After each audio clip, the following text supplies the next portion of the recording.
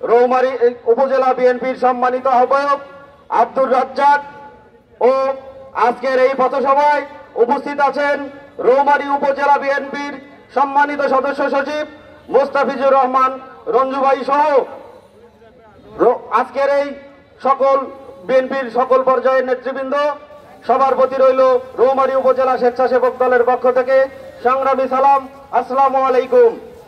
সংগ্রামী সাথী ও বন্ধুগণ, আপনারা জানেন বিগত 17 বছর এই ফ্যাসিবাদ বিরোধী আন্দোলনে যারা শহীদ হয়েছে তাদের প্রতি গভীর শ্রদ্ধা জ্ঞাপন করছি ও এই গত 5ই আগস্ট পর্যন্ত যাদের রক্তের বিনিময়ে বাংলাদেশকে স্বাধীনতা অর্জনে সহযোগিতা করেছেন তাদের প্রতি গভীর শ্রদ্ধা জ্ঞাপন করছি।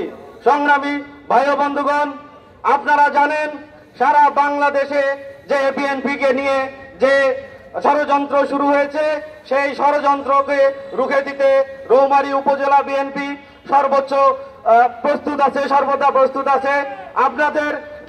আপনারা প্রস্তুত আছেন তো?